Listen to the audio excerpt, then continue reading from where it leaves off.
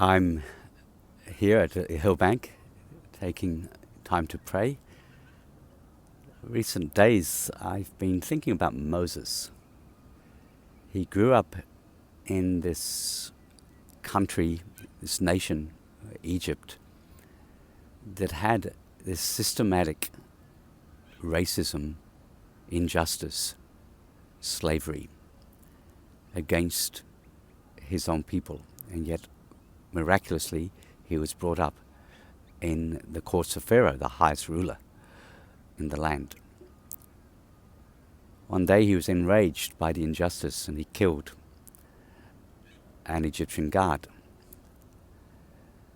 The next day he comes back and he sees two of his own people fighting. He tries to mediate. They all reject him. He runs off, gets into the wilderness, 40 years, lost his way, becomes a little shepherd, becomes a shepherd. And then unpredictably, he's on the hillside and he sees that burning bush. And he has a divine encounter and he gets divine discernment. And he's given divine instructions.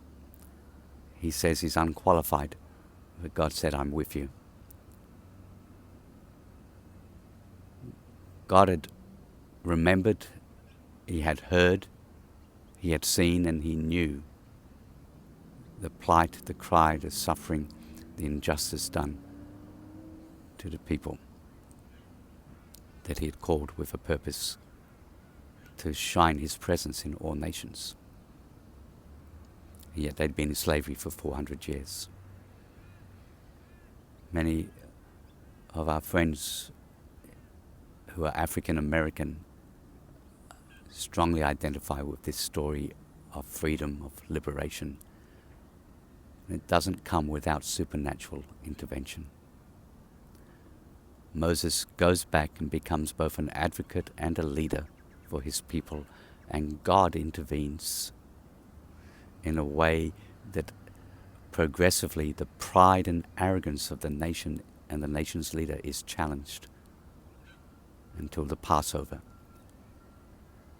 And then there's the blood that covers the doors, and people are set free, and they walk across the river, and they walk through the wilderness, and they walk to the promised land, because God had a purpose, and God loved them.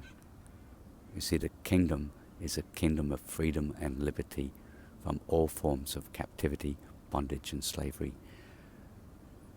God understands our rage, for people reject us in our rage. And beyond that, there's often a wilderness experience and confusion. And then there's the unpredictable divine point when the burning bush experience happens.